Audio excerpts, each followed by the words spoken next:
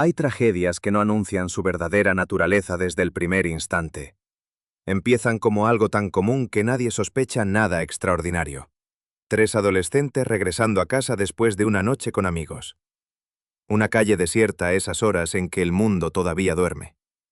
Un coche avanzando sin prisa aparente por un vecindario donde nunca pasa nada grave. Y luego, en un parpadeo, todo se reduce a metal retorcido contra un muro. Durante los primeros días, lo sucedido en Strongsville, Ohio, se archivó mentalmente como uno de esos accidentes que ocurren cuando jóvenes conducen de madrugada. Una menor al volante, 2 amigos fallecidos y ella misma con heridas serias, asegurando no recordar absolutamente nada. Pero cuando los agentes empezaron a tirar del hilo, revisando grabaciones, mensajes privados, el historial sentimental de la conductora y los datos electrónicos guardados dentro del propio vehículo, el relato se transformó por completo. Ya no se trataba de explicar un error humano. Se trataba de responder algo mucho más incómodo. ¿Realmente fue un accidente lo que ocurrió esa noche? Corría la madrugada del 31 de julio de 2022. Mackenzie Cirila tenía 17 años y conducía un Toyota Camry de color negro. La acompañaban su novio, Dominic Russo, de 20 años, y un compañero cercano al grupo, Davion Flanagan, de 19. Venían de despedirse de otros amigos tras una velada sin nada fuera de lo común. Ninguno de los 3 daba la impresión de estar viviendo el prólogo de un caso penal. Eran chicos disfrutando del verano, con planes por delante y una madrugada tranquila de vuelta. Sin embargo, cerca de las 5:35 de la mañana, el vehículo se estrelló con una violencia brutal contra un edificio industrial situado en la intersección de Progress Drive con Alameda Drive. El golpe fue tan fuerte que Dominic y Davion perdieron la vida instantáneamente. Mackenzie, en cambio, logró sobrevivir. Los primeros agentes en llegar se toparon con una escena desgarradora. La carrocería destrozada, 2 cuerpos sin signos de vida, y la joven conductora malherida pero consciente. En ese momento nadie tenía certeza sobre lo ocurrido. Podía tratarse de cansancio al volante, de sustancias, de un desperfecto mecánico, o simplemente de una maniobra equivocada tomada en cuestión de instantes. Esa fue justamente la línea por la que arrancó la pesquisa policial. Trasladada de urgencia al hospital, Mackenzie presentaba fracturas y daños internos que requerían atención inmediata. Mientras el personal médico luchaba por estabilizarla, los investigadores comenzaron a peinar el lugar del siniestro. La hipótesis inicial parecía sencilla. Una conductora adolescente había perdido el dominio del vehículo, provocando un desenlace fatal. Trágico, sin duda, pero explicable dentro de los parámetros habituales de un percance vial. Aún así, algo no cuadraba desde el principio. La vía no tenía fama de peligrosa. No había otro automóvil implicado. Tampoco existía evidencia de una curva traicionera ni de una reacción evasiva típica. El coche simplemente había avanzado en línea recta hasta impactar de frente contra la estructura. Al registrar el interior del vehículo, se hallaron sustancias prohibidas: marihuana y hongos con psilocibina. Aquello encendió una nueva línea de trabajo. Quizás la joven había manejado bajo efectos alucinógenos o narcóticos. Se recogieron muestras y durante semanas esta explicación pareció la más plausible.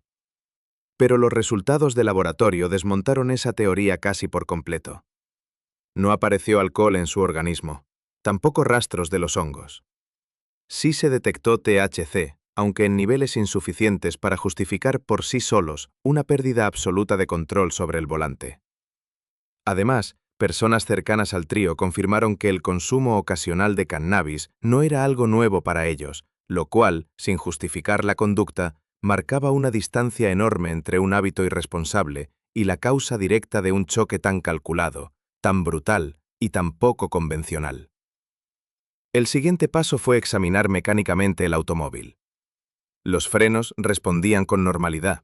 La dirección funcionaba sin fallos. Las llantas no mostraban desgaste anómalo que explicara el desenlace. El acelerador tampoco presentaba daños previos al impacto. Incluso se estudió una zapatilla hallada bajo el pedal, pero los peritos concluyeron que probablemente terminó ahí como consecuencia del choque y no como su origen. Poco a poco, cada explicación convencional se derrumbaba. No era intoxicación grave, no era fallo mecánico, no parecía ser simple distracción. Entonces, ¿qué quedaba sobre la mesa? La respuesta comenzó a tomar forma gracias a las cámaras de seguridad cercanas. Una de ellas captó al Toyota segundos antes del impacto, y lo que mostraba distaba mucho de un vehículo fuera de control por parte de alguien desorientado. Todo lo contrario. Avanzaba con velocidad, sí, pero también con precisión. En determinado punto, Mackenzie ejecutó un giro limpio, sin desviarse hacia la acera ni tambalearse en la curva. El auto siguió su trayectoria hasta que poco después aceleró de una manera que terminaría siendo determinante para el rumbo del caso. Los cálculos técnicos ubicaron la velocidad del vehículo cerca de los 157 km por hora, prácticamente 100 millas. Y el detalle más revelador: no existía ningún rastro de frenado.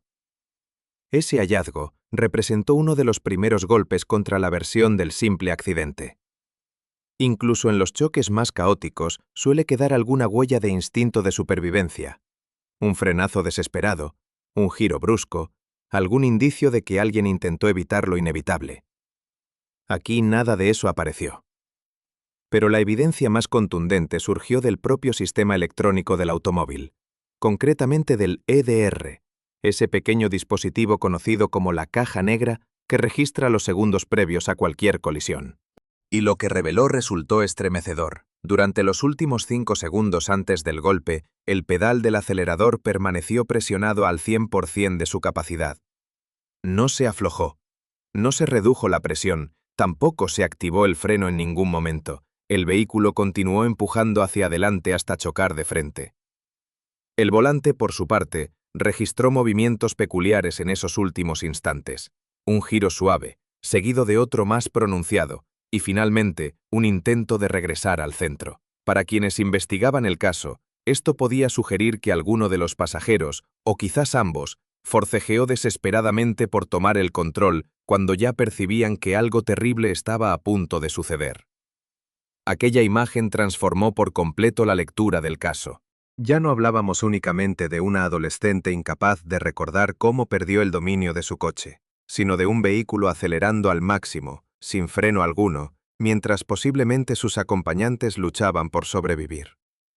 Sin embargo, para comprender por qué las sospechas comenzaron a recaer sobre Mackenzie, no bastaba con analizar la mecánica del siniestro. Era necesario mirar hacia atrás, hacia el vínculo que ella mantenía con Dominic Russo. Desde afuera, cualquiera podría haberlos descrito como una pareja adolescente apasionada, incluso enamorada. Él le regalaba ropa, accesorios, detalles costosos. Compartían tiempo, amistades comunes, proyectos futuros. Ella pasaba largas horas en su hogar. Para muchos encajaban perfectamente en el molde de una relación juvenil intensa pero normal.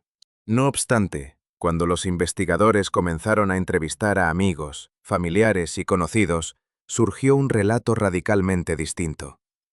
Según numerosos testimonios, aquel vínculo estaba plagado de discusiones constantes, inestabilidad emocional y episodios que rozaban lo tóxico. Quienes describían a Dominic lo recordaban como un joven cercano a su familia, generoso, apasionado por la moda y la música, con planes concretos para su futuro.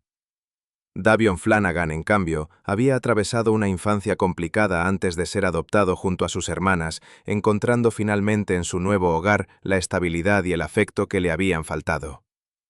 Era un atleta prometedor con sueños de jugar fútbol americano, aspiración truncada por una lesión de rodilla que lo dejó emocionalmente golpeado. En los meses anteriores al choque, se había acercado cada vez más al círculo formado por Dominic y Mackenzie, una decisión que en su momento parecía simplemente una forma de sobrellevar un verano difícil, pero que terminó llevándolo, sin que él lo supiera, al asiento trasero de aquel automóvil fatídico. En cuanto a Mackenzie, la imagen defendida por su familia era la de una chica sensible, dulce, incapaz de causar daño alguno a propósito. Pero ese retrato contrastaba fuertemente con lo relatado por compañeros y conocidos, quienes hablaban de una joven propensa a la confrontación, con antecedentes de problemas disciplinarios escolares y acostumbrada a imponer su voluntad. En redes sociales cultivaba una imagen de chica popular y desinhibida, publicaba vídeos, mostraba prendas de vestir, fumaba frente a la cámara, buscaba comentarios y aprobación constante, con la aspiración declarada de convertirse en influencer. Nada de esto, aisladamente, convierte a alguien en criminal, pero para quienes reconstruían el caso, ese patrón de comportamiento resultaba clave para entender cómo reaccionaba cuando las cosas no salían según sus deseos. Y entonces aparecieron los mensajes. Miles de conversaciones acumuladas durante años entre ella y Dominic. Rupturas seguidas de reconciliaciones inmediatas. Exigencias de disculpas formuladas en términos muy específicos. Amenazas veladas de bloqueos si él no respondía como ella esperaba. Manipulación emocional constante disfrazada de amor intenso. En varios intercambios, bastaba con que Dominic sugiriera calma o pidiera espacio para que estallara una discusión de proporciones desmedidas. No se trataba simplemente de las fricciones típicas entre dos adolescentes enamorados. Se trataba de un patrón repetido, casi sistemático. Las autoridades también descubrieron que Dominic había intentado poner fin a la relación en más de una ocasión. Según su círculo cercano, cada intento de alejarse desataba reacciones tan intensas por parte de Mackenzie que él terminaba regresando, agotado emocionalmente. La familia del joven entregó grabaciones donde se la veía intentando forzar su entrada a una vivienda mientras él le pedía que se marchara. En esos vídeos, de acuerdo con el relato judicial, ella profería amenazas dirigidas tanto a él como a los suyos. Este material resultó crucial porque demostraba que la violencia verbal y el control emocional no eran meras interpretaciones posteriores construidas tras la tragedia, sino conductas documentadas, con testigos y registros concretos que las respaldaban desde mucho antes. Para la Fiscalía, todos estos elementos comenzaron a converger en una sola narrativa. Mackenzie no era una conductora confundida que simplemente había perdido el dominio del volante. Era alguien que, presa de la ira o la desesperación, había convertido el propio automóvil en un arma. No necesitaban probar meses de planificación fría. Les bastaba con demostrar que, en aquellos segundos finales, ella tomó una decisión consciente. Y para sostener esa tesis, contaban con datos objetivos difíciles de rebatir. La ausencia total de frenado, la aceleración máxima sostenida, la velocidad extrema y el trasfondo turbulento de su relación con Dominic. La defensa, por supuesto, ofreció una lectura completamente distinta de los hechos. Sostenían que Mackenzie jamás tuvo intención de dañar a nadie. Al fin y al cabo, ella también viajaba en el vehículo y también pudo haber muerto esa madrugada. ¿Quién estrellaría deliberadamente un coche contra un edificio sabiendo que arriesgaba su propia vida? Para justificar el desenlace, apuntaron a una condición médica previamente diagnosticada, el síndrome de taquicardia ortostática postural, conocido por sus siglas en inglés como POTS, capaz de provocar mareos, debilidad súbita e incluso desmayos. La hipótesis defensiva planteaba que quizás perdió el conocimiento momentáneamente, quedando incapacitada para reaccionar. Sin embargo, este argumento enfrentaba un obstáculo considerable. No existía evidencia médica sólida que confirmara un episodio de este tipo justo en esos segundos críticos, y los propios registros del vehículo parecían incompatibles con la idea de un desvanecimiento repentino. Difícilmente un desmayo explica una presión sostenida y constante sobre el acelerador, ni una trayectoria previa marcada por giros precisos y controlados, ni la absoluta inexistencia de cualquier intento por frenar. Mientras tanto, las familias de ambas víctimas atravesaban un duelo cada vez más complicado.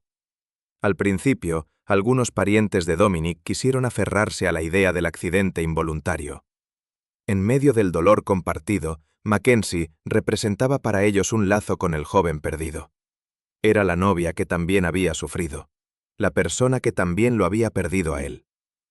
Pero a medida que avanzaba la investigación y salían a la luz los mensajes, los vídeos y los registros técnicos, esa percepción inicial se fue resquebrajando. En el caso de la familia de Davion, las sospechas surgieron con mayor rapidez. Les resultaba difícil comprender ciertas actitudes de Mackenzie tras el accidente, particularmente su actividad constante en redes sociales y la manera en que, según percibían, ella y su entorno parecían situarse en el centro emocional de una tragedia que había costado 2 vidas jóvenes. Para ellos existía una verdad que no podía reducirse simplemente a la imagen de una adolescente herida, merecedora de compasión automática. El proceso judicial avanzó hasta llegar a los tribunales. Debido a que Mackenzie tenía 17 años al momento del choque, primero debió determinarse si sería procesada como menor o como adulta. Finalmente, el caso pasó a la jurisdicción de adultos. Su defensa optó por un juicio sin jurado, dejando la decisión final en manos exclusivas de la jueza a cargo. Se trataba de una apuesta estratégica. Quizás una magistrada, evaluando fríamente la evidencia técnica, resultaría menos susceptible al peso emocional que implicaba la muerte de dos jóvenes frente a un jurado popular. Sin embargo, esa misma frialdad técnica terminó convirtiéndose en el eje central que definió el resultado del juicio. Durante las audiencias, la Fiscalía argumentó que el comportamiento del vehículo no correspondía al de un automóvil descontrolado, sino al de uno dirigido deliberadamente hacia un objetivo específico. Sostuvieron que Mackenzie condujo intencionalmente hacia el edificio, con Dominic y Davion todavía dentro, como culminación de una relación marcada por el control, las amenazas y el conflicto constante. La defensa insistió en la ausencia de intención criminal, en la falta de memoria de la acusada sobre el impacto, en sus propias heridas graves y en la posibilidad de una explicación médica alternativa. Pero para la jueza, los datos hablaban con una claridad difícil de ignorar. Un vehículo desplazándose a casi 100 millas por hora, con el acelerador completamente presionado, sin freno alguno, sin maniobra real de evasión, culminando en la muerte de dos pasajeros y la supervivencia de la conductora. En agosto de 2023, Mackenzie Shirila fue hallada culpable. La magistrada empleó palabras severas al describir su conducta, señalando la frialdad de sus acciones y la ausencia de arrepentimiento genuino que percibía en ella durante el proceso.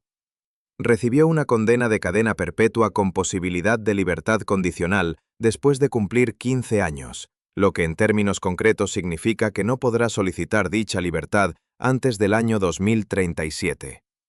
Al escuchar el fallo, rompió en llanto. Su familia, sin embargo, continuó defendiendo públicamente su inocencia y su equipo legal siguió explorando vías de apelación, aunque hasta el momento la condena permanece firme.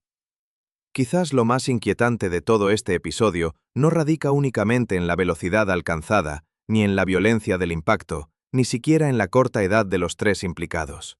Lo verdaderamente perturbador es observar cómo un vínculo adolescente saturado de mensajes obsesivos, discusiones repetitivas, celos y amenazas encubiertas terminó desembocando en un proceso penal por homicidio. La violencia muchas veces no comienza con un golpe evidente, sino con pequeñas exigencias cotidianas, con manipulación sutil, con el miedo a poner fin a algo dañino, con discusiones que se repiten tantas veces que el entorno termina normalizando lo que nunca debió aceptarse como normal. Dominic, según quienes lo conocían bien, intentó alejarse de esa dinámica en más de una ocasión. Davion, por su parte, simplemente se encontraba en el lugar equivocado, en el asiento equivocado, durante la madrugada equivocada. Por todo esto, la historia de Mackenzie Shirila no quedará en la memoria colectiva como un simple choque vehicular. Se recordará como el caso que dividió opiniones entre familias, investigadores y espectadores, obligando a todos a formularse una misma pregunta. ¿Se trató de un accidente absolutamente imprevisible o de una decisión tomada en los segundos finales de una relación ya rota desde hacía tiempo? La justicia respondió con claridad meridiana. Para el tribunal, Mackenzie no perdió el control del vehículo esa madrugada. Lo ejerció plenamente. Mantuvo el acelerador presionado, jamás frenó y dirigió el automóvil hacia una pared. Dos jóvenes perdieron la vida esa madrugada de verano. Dominic Russo y Davion Flanagan nunca tuvieron la oportunidad de narrar su propia versión de lo sucedido dentro de aquel coche. Solo quedaron los registros electrónicos, las conversaciones guardadas, las imágenes de las cámaras de seguridad y el silencio absoluto de una avenida vacía al amanecer. Hoy Mackenzie continúa insistiendo en que jamás tuvo intención de matar a Nanie. Su familia sigue hablando públicamente de una injusticia cometida en su contra. Sus abogados persisten en la búsqueda de nuevos caminos legales para revertir la sentencia. Pero para las familias de Dominic y Davion, ninguna condena judicial les devuelve lo perdido. No regresan las conversaciones interrumpidas, ni los cumpleaños futuros, ni los planes que jamás llegaron a cumplirse. La justicia puede dictar un fallo, pero jamás podrá reconstruir dos vidas que se extinguieron contra un muro de concreto. Y tal vez esa sea la parte más dolorosa de todo este relato, que los hechos ocurrieron en apenas unos segundos, pero sus consecuencias se extenderán para siempre. Porque aquella madrugada del 31 de julio de 2022, en Strongsville, no solamente se destruyó un automóvil, se derrumbó una relación profundamente tóxica, una larga cadena de advertencias ignoradas, una falsa ilusión de control absoluto, y la existencia de dos jóvenes que nunca debieron formar parte de aquella decisión fatal. Dominic Russo tenía 20 años, Devion Flanagan tenía 19. Sus nombres no deberían diluirse entre el ruido mediático del juicio, las apelaciones pendientes o las incontables versiones que han circulado en redes sociales. Ellos fueron las víctimas reales. Ellos fueron quienes jamás lograron salir con vida de aquel vehículo y son precisamente la razón por la cual este caso sigue planteando una pregunta profundamente incómoda. ¿Cuántas señales de alerta deben aparecer antes de que alguien reconozca que una relación puede volverse letal mucho antes de convertirse formalmente en un crimen?